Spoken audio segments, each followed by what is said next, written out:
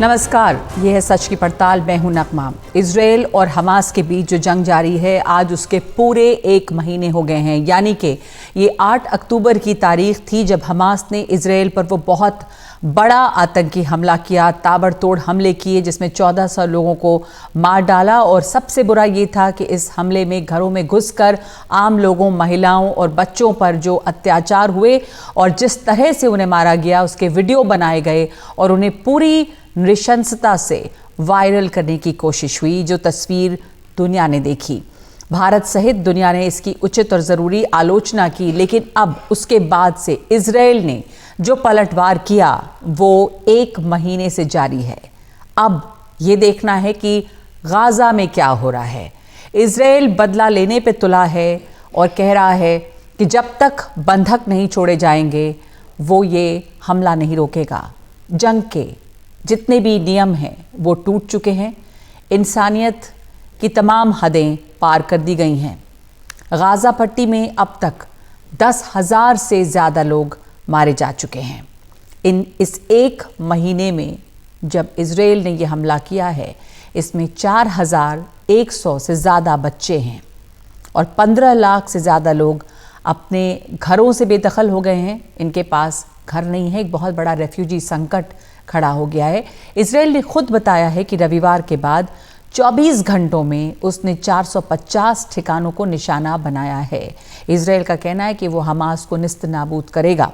Israeli सेना ने अल रंतीसी नाम के बच्चों के अस्पताल को खाली करने का आदेश दिया है। यहाँ पे 70 बच्चों का इलाज चल रहा है और 1000 शरणार्थी हैं। लेकिन इजराइल का ये बार बार कहना है कि इसी के बीच हमास के लोग छुपे होते हैं। संयुक्त राष्ट्र के महासचिव एंटोनियो गुटेरेस के मुताबिक गाज़ा बच्चों की कब्रगाह बन चुका है। हैरानी की बात यह है कि इजराइल के इस हमले को लेकर अमेरिका और यूरोप लगभग चुप हैं, बल्कि अमेरिका लगातार इजराइल के साथ कंधे से कंधा मिलाकर खड़ा है। और शुरुआत में तो ये ठीक था, लेकिन अब जो चल रहा है, क्या उसे रोकना नहीं चाहिए? इजराइल के समर्थन में लगातार बयान ही नहीं, मदद भी आ रही है। अमेरिका ने अपनी एटमी पनडुब्बी USS फ्लोरिडा को फारस की खाड़ी में तैनात कर दिया है ताकि ईरान को किसी भी तरह के दुस्साहस से रोका जा सके। यमन के हूती हमलावर ड्रोन से हमले की बात कर रहे हैं, लेकिन इजराइल से बेपरवाह है। नेतन्याहू गाज़ा पट्टी पर पूरा नियंत्रण हासिल करने पर आमादा है। नतीजा ये है कि संयुक्त राष्ट्र में भी युद्ध विराम का कोई प्रस्ताव पास नहीं हो सका। ह्यूमैनिटेरियन सीज फायर की बात की गई, पर इस पर इजराइल तैयार नहीं हुआ। सुरक्षा परिषद की बैठक में फिर मानवीय युद्ध विराम की कोशिश नाकाम रही है। अमेरिका मानवीय विराम यानी कि जो पॉज है उसकी बात कर रहा है। वहाँ 2 घंटे से ऊपर चली बहस के बाद भी बात नहीं बनी। नेतन्याहू ये कह चुके हैं कि बंधकों को पूरी तरह छोड़े जाने तक युद्ध विराम नहीं होगा। तो यहाँ पर एक बहुत बड़ी ह्यूमन ट्रेजेडी है। हमास ने जो किया वो बहुत गलत था, दुनिया ने देखा। इजराइल बिल्कुल उसी तरह लगातार कई गुना ज़्यादा ताकत के साथ पलटवार कर रहा है, लेकिन इजराइल की ज़्यादतियों से दुनिया ने अभी आंखें मूंद रखी हैं। विरोध के बस छिटपुट स्वर हैं। जैसे दक्षिण अफ्रीका ने इजराइल से अपने मिशन को वापस बुला लिया है। इस पर भारत का जो रुख है वो काफ़ी संतुलित है। भारत ने युद्ध विराम के पिछले प्रस्ताव के समर्थन या विरोध से खुद को दूर रखा था और भारत चाहता है कि एक संतुलित रुख इस पर रखे। जो पहले हमास ने इजराइल पर हमला किया उसके भारत ने निंदा की थी, लेकिन अभी जो हो रहा है उस पर जो वोटिंग हुई इसमें भारत ने खुद को अलग रखा था। ईरान के राष्ट्रपति से कल प्रधानमंत्री मोदी की बातचीत को इसी दिशा में एक कदम माना जा सकता है कि भारत एक संतुलित रुख अपनाना चाहता है। फिलिस्तीन के अपने समर्थन से दूर नहीं जा सकता भारत, लेकिन अमेरिका और इजराइल की शिकायत को भी वो नज़रअंदाज नहीं कर सकता। तो भारत क्या करेगा ऐसे में, और क्या ये युद्ध लगातार बड़ा होता जाएगा? 1 महीने गुजर चुके हैं जब गाज़ा पर इजराइल का पलटवार चल रहा है और उस बीच एक बहुत बड़ी ह्यूमन ट्रेजेडी भी खड़ी हो चुकी है। इस बीच आपको ये भी बता दें कि अमेरिका के विदेश मंत्री हैं जापान में इस वक्त, और वहाँ पर एंटनी ब्लिंकन जो हैं उन्होंने जापान के विदेश मंत्री से मुलाकात की है, क्योंकि यहाँ पर G7 समिट है और इस G7 समिट के दौरान गाज़ा और हमास और इजराइल, ये मुद्दे छाए रहेंगे। हमारे साथ जुड़ गए हैं मेजर जनरल जी.सी. द्विवेदी, जो कूटनीति विशेषज्ञ हैं, और खीवराज जागिड़, जो बेन गुरियन यूनिवर्सिटी में प्रोफेसर हैं। खीवराज जागिड़, 1 महीने बीत चुके हैं इस समय। स्थिति गाज़ा की इस समय क्या है, और किसी भी तरह का जो ह्यूमैनिटेरियन पॉज की बात होती थी वो बहुत दूर लगता है? अकबर जी, ये हो तो बहुत दुखद रहा है गाजा में। और यहाँ की स्थिति में दो चीजें हैं। इसराइल के लिए ये जरूरी है कि उनके बंदी छोड़े जाएं। एक प्रपोजल आया था कि 5 दिन का युद्ध विराम हो सकता है अगर हमास सारे बंदियों को छोड़ दें। देखिए, जब हम सारे बंदी कहते हैं तो उसमें 25 थाईलैंड के बंदी भी हैं, उसमें करीब 20 अमेरिका के बंदी भी हैं, जर्मनी और फ्रांस और इंग्लैंड के भी कुछ बाशिंदे हैं। तो जो आपने कहा कि अंतर्राष्ट्रीय जो राजनीति है वो अमूमन इसराइल के साथ खड़ी है, वो इसलिए भी खड़ी है कि उनके नागरिकों को छुड़वाना उनके लिए बहुत लाजमी है। खालिद मशाल, जो हमास के हेड रहे हैं और इन दिनों दोहा में रहते हैं, उन्होंने कल एक बड़ा इंटरव्यू दिया था सऊदी अरेबिया के टेलीविजन पे। और जब उनसे पूछा गया कि आप ये बात क्यों नहीं मान लेते कि बंदी छोड़े जाएं और फिर उनके बदले में आप गाजा में लड़ाई को रुकवा सकते हैं अंतर्राष्ट्रीय समर्थन से, तो उन्होंने बड़ी दिलचस्प मांग रख दी। उनका ये कहना था कि हम बंदी छोड़ने को तैयार हैं अगर उसके हवाले हमारे 2 से 3 हजार जो फाइटर्स हैं जो इसराइल की जेलों में बंद हैं पिछले 10 सालों में, इसराइल उनको छोड़ने की मांग को माने। तो एक तरह से गाजा के बाशिंदों की जो दुर्गति है, उस दुर्गति में हमास भी एक तरह से बेपरवाह दिख रहा है। उसको चिंता अपने लड़ाकों को जेलों से छुड़वाने की ज्यादा है, बजाय कि इस समय तुरंत युद्ध विराम की। तो ये तो मुश्किल है इसराइल की तरफ से भी और हमास की तरफ से भी। इसराइल के अंदर जो स्थिति है वो बड़ी खराब चल रही है। नेतन्याहू के खिलाफ बहुत बड़ा प्रदर्शन हुआ 4 दिन पहले, और कई इजरायली परिवार जिनके बंदी गाजा में है वो ये मांग कर रहे हैं कि आप राजनीतिक हल निकालें बजाय कि गाजा में और लोगों को मारें। पर नेतन्याहू के जी। लिए ये लड़ाई एक तरह से उनके अपने अस्तित्व की लड़ाई हो गई है। हम्म। अगर बंदी नहीं ने- छूटते हैं तो नेतन्याहू के पास अपनी साख बचाने का कोई जरिया नहीं बचता है। हम्म। तो नेतन्याहू के लिए अपनी साख बचाने की ये लड़ाई है, और जब तक ये युद्ध है तब तक नेतन्याहू अपनी कुर्सी पे हैं, ऐसा भी माना जा रहा है। बिल्कुल। कई लोगों का मानना है कि ये ऑपरेशन जिस दिन खत्म होगा अगले महीने भर में, आज की और कल की खबर ये थी कि अमेरिका के एंथनी ब्लिंकन और दूसरे लोगों ने, सीआईए और अमेरिकन चीफ ऑफ स्टाफ यहाँ थे, उनका ये कहना था कि इसराइल को 10 दिन और दिए जा सकते हैं। उन 10 दिनों में इसराइल को नॉर्थ ऑफ गाजा में जितने भी हमास के हेडक्वार्टर्स या कमांडिंग सेंटर्स। मैं वापस आऊंगी आपके पास। हमारे साथ टेल अवीव से जुड़ रहे हैं डॉक्टर खीवराज जाकिर, जो विजिटिंग फैकल्टी हैं बेन गुरियन यूनिवर्सिटी के। इस समय आपका कनेक्शन कट गया है। हमारे साथ मेजर जनरल जी.सी. द्विवेदी भी हैं, कूटनीति विशेषज्ञ। मेजर जनरल द्विवेदी, ये लड़ाई, इसका मतलब अभी और 10 दिन तो और ज़ोरों की चलेगी। अगर ये कहा जा रहा है कि 10 दिन का समय और दिया जा रहा है कि हमास के ठिकानों को ख़त्म करें, और ऐसे में यही है कि अब इसका पॉलिटिकल हल क्या हो सकता है, और इस पर भारत का क्या रोल हो सकता है? जैसे कल ईरान से बात हुई है भारत की। देखिए नगमा, जब भी युद्ध होता है तो उसमें दो पहलू होते हैं। एक पॉलिटिकल राजनीतिक पहलू होता है और दूसरा मिलिट्री पहलू होता है, और दोनों में एक तरह का कनेक्ट होता है।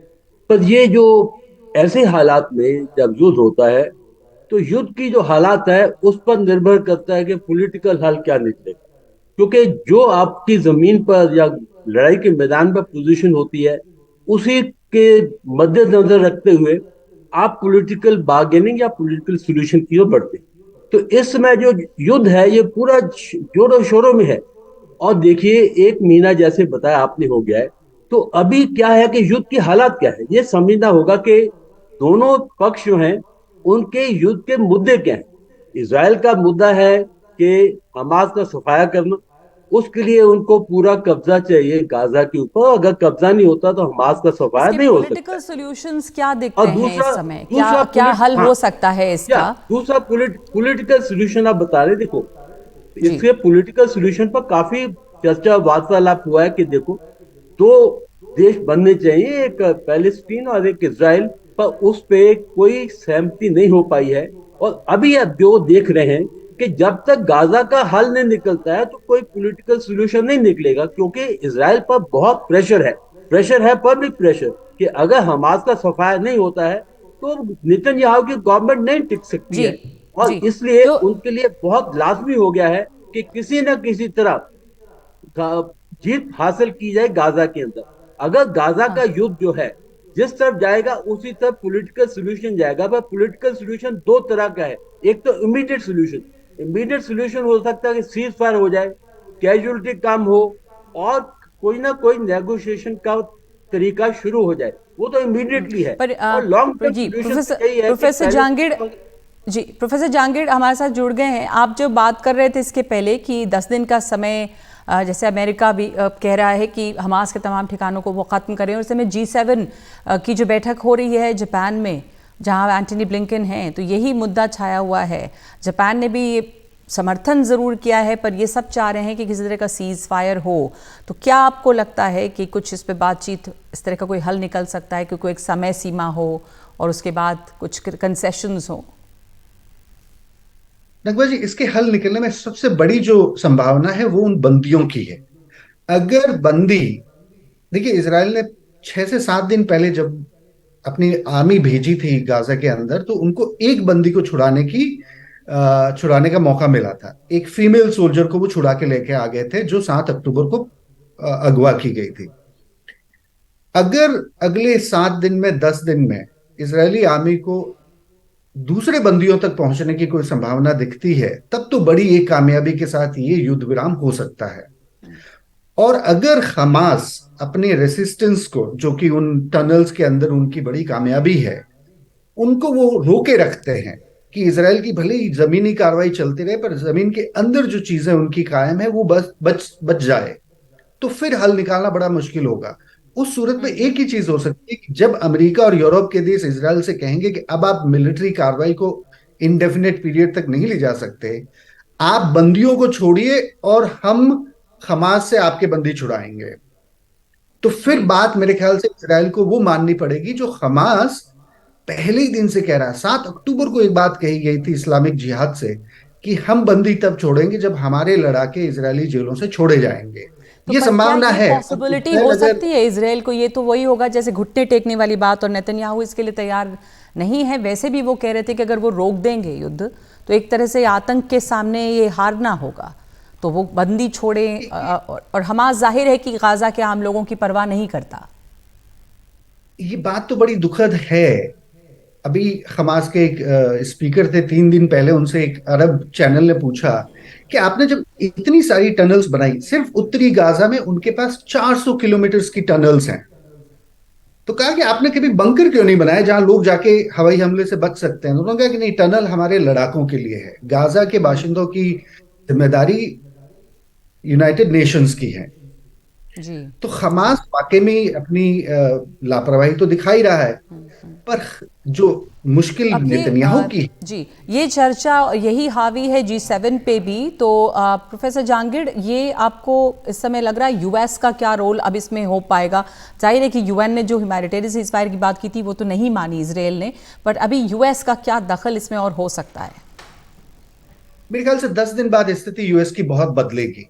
कल ही जो बाइडेन को उनके पार्टी के और बहुत बड़े सर्वे ने ये बताया कि अगर वो इसी स्टैंड को लेके आगे 10 दिन निकाल देते हैं इसराइल के साथ, तो अमेरिका में उनके बहुत सारे जो यंग वोटर्स है वो कटेंगे, क्योंकि वो जी प्रोग्रेसिव एक्टिविस्ट ग्रुप्स जो हैं वो ये नहीं चाहते जो गाजा में हो। तो मेरे ख्याल से बाइडेन के पास दो बड़ी मुश्किलें होंगी। एक, उनको अपनी अंदरूनी चिंता होगी राजनीति की, और दूसरी अंतर्राष्ट्रीय अरब देशों के संगठन की होगी कि अब आप इमेज कितना की। वक्त देंगे इसराइल को। 1 महीना तो बहुत होता है। तो मेरे बिल्कुल ख्याल बिल्कुल। से, और आपने जो बात कही कि नेतन्याहू कैसे बंदियों को छुड़ाएंगे, एक सिपाही के लिए उन्होंने 1,000 बंदियों को छोड़ा था आज से 7-8 साल पहले। तो हम्म। 250 के करीब जो बंदी हैं, उनके मुकाबले 2 से 3 हजार लड़ाकों को इजरायली जेलों से छोड़ना बड़ी बात नहीं होगी। नहीं है। तो ये हो सकता है कि अगर ऐसा हो, और ये ऐसा आप कह रहे हैं कि शायद 10 दिन के बाद स्थिति बदलेगी। और आखिरी सवाल आपसे मेजर जनरल द्विवेदी के, भारत के लिए एक दुविधा का समय है इस वक्त, एक बैलेंस बनाना। कल ईरान के राष्ट्रपति से भी बात हुई प्रधानमंत्री मोदी की, भारत ने एब्सटेन किया था उस वोटिंग से भी, यूएन में जब प्रस्ताव आया था सीज फायर का, लेकिन भारत अपने पैलेस्टीनियन कॉज को भी नहीं छोड़ता। तो एक संतुलन बनाए रखना इस समय, या क्या रोल हो सकता है? बिल्कुल ठीक बात है, क्योंकि भारत का जो स्टांस है बिल्कुल संतुलन वाला है। हमने जब आतंकी हमला हुआ हमास का, उसकी निंदा की है। साथ ही साथ हम ये भी कह रहे हैं कि देखो, सिविलियन कैजुअलिटी नहीं होनी चाहिए और इसका समाधान निकलना चाहिए, कोई बातचीत से, कोई वार्तालाप होना चाहिए। पर दो बातें मैं आपको बताना चाहता हूँ। देखो, हर एक देश का अपना अपना इंटरेस्ट होता है। इस समय जी। इसराइल का ये इंटरेस्ट है कि किसी न किसी तरह वो अपना बदला ले सके, ताकि उसकी जो जनता है, उसका जो इंटरनल एक उसके लिए, गवर्नमेंट के लिए चैलेंज है, वो चैलेंज को ठीक अपना कर पाए। जी दूसरा है जी। बंदियों को छुड़ाना। जब तक ये ग्राउंड सिचुएशन नहीं बदलेगी, मैं नहीं सोचता कि इस युद्ध में कोई बदलाव आएगा। जैसे ग्राउंड सिचुएशन बदलेगी, आप देखेंगे कि बदलाव आएगा। इसका मतलब यह है कि जैसे इसराइल की जीत होगी। जी, धन्यवाद आपका हमारे साथ जुड़ने के लिए मेजर द्विवेदी। और शिवराज जागिड़, आप हमारे साथ जुड़े। इस वक्त सच की पड़ताल में एक ब्रेक ले रहे हैं हम, और ब्रेक के बाद दिखाएंगे कि ऐसी खबरें हैं कि यहाँ इजराइल में अब कामगारों की समस्या खड़ी हो रही है, तो ऐसे में क्या हो सकता है, एक ब्रेक के बाद।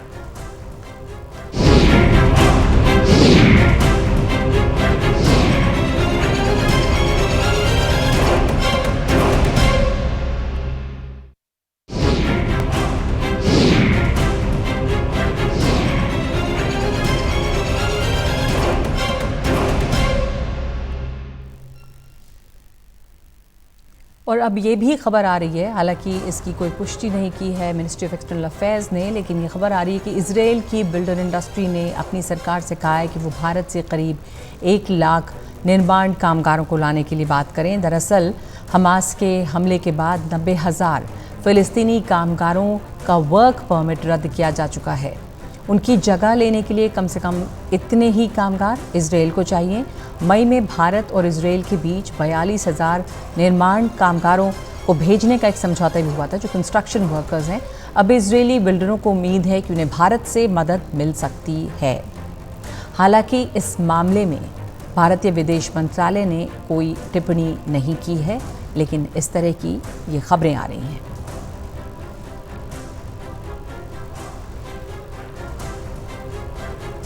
सच की पड़ताल में आज के लिए इतना ही। नमस्कार।